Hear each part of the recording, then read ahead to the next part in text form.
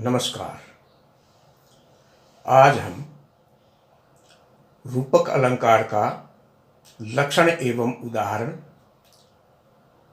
हिंदी तथा संस्कृत दोनों भाषाओं में प्रस्तुत कर रहे हैं।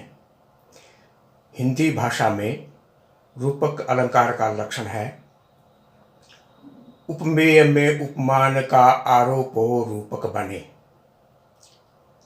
और भी, उपमेय व उपमान जब एक रूप हुए जाहि, अर्थात जब उपमेय पर उपमान का आरोप कर दिया जाए अथवा उपमेय और उपमान में अभेद स्थापित करके दोनों को एक बना दिया जाए, तब रूपक अलंकार होता है। जैसे चरण कमल बंदो हरिराई। इस उदाहरण में चरण उपमेय पर कमल उपमान का आरोप किया गया है अथवा दोनों में अभेद एक रूपत्व स्थापित किया गया है, दोनों को बराबर बना दिया गया है, अतः इसमें रूपक अलंकार है। अब संस्कृत भाषा में प्रस्तुत कर रहे हैं। सर्वप्रथम कश्मीर में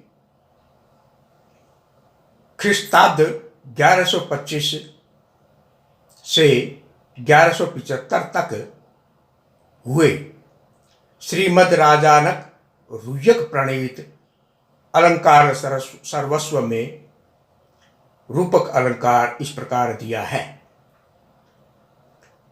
इन्होंने रूपक के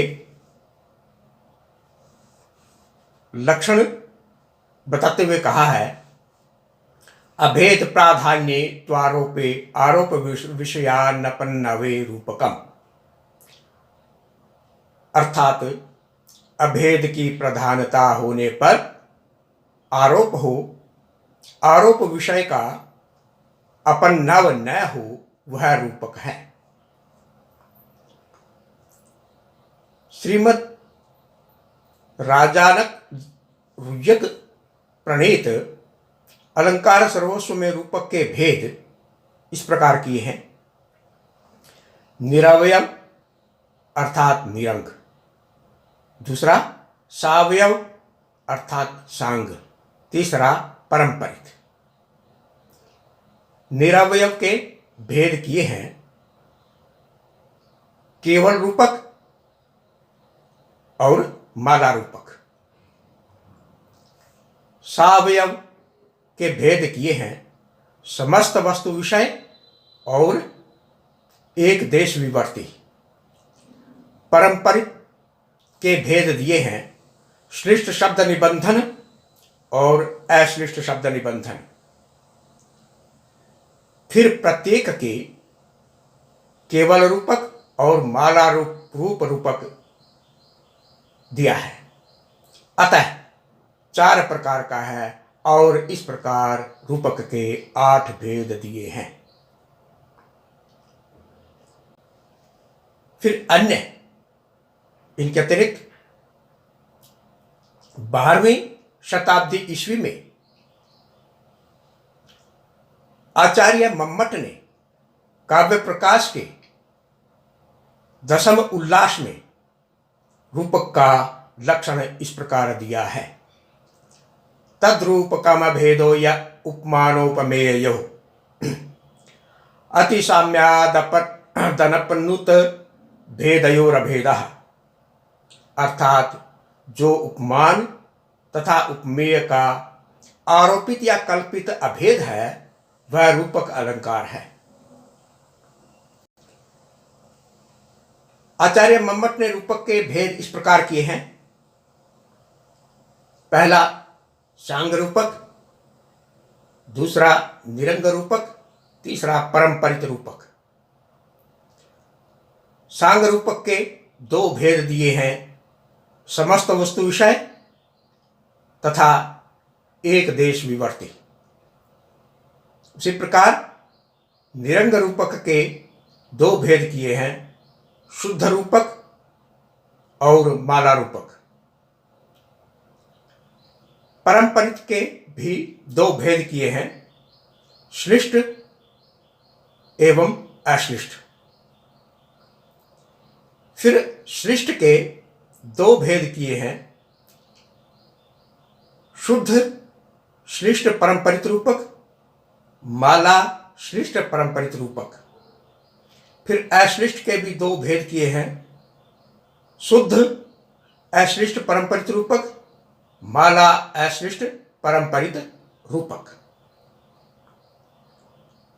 फिर उसके बाद 14वीं शताब्दी ईस्वी में आचार्य विश्वनाथ ने साहित्य दर्पण के 10वें परिच्छेद में रूपक अलंकार का लक्षण इस प्रकार दिया है।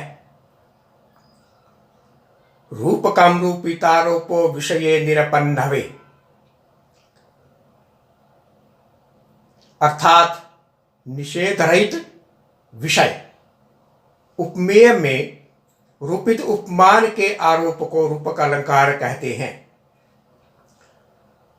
जहां भेद रहित उपमान का उपमेय में आरोप हो, परंतु उपमेय के स्वरूप का निषेधक कोई शब्द न हो, वहां रूपक अलंकार होता है। उदाहरण है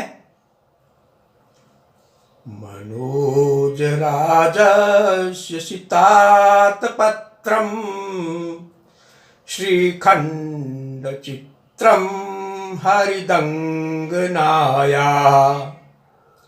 विराजते व्योमरस सरोजम कर्पूर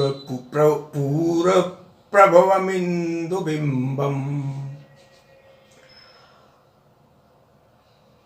अर्थात कामदेव रूप राजा का श्वेत छत्र स्वरूप और पूर्व दिशा रूप कामिनी का चंदन तिलक रूप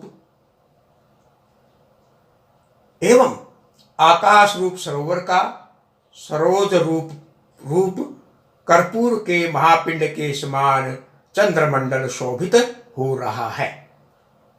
यहां कामदेवादिकों में रजतत्वादि का आरोप, चंद्रमा में शीत छत्रत्व आदि आरोपों का कारण है।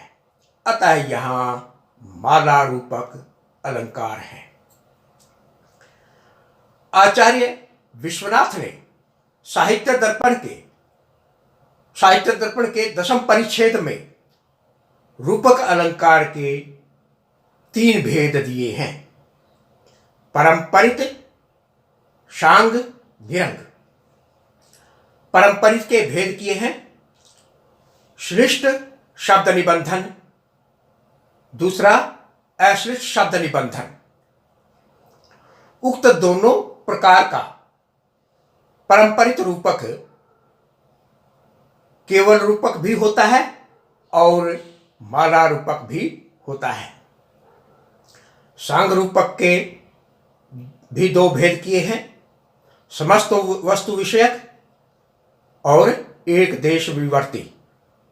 निरंग रूपक के भी 2 भेद दिए हैं, माला रूपक और केवल रूपक। इस प्रकार रूपक अलंकार का विस्तार से वर्णन किया है।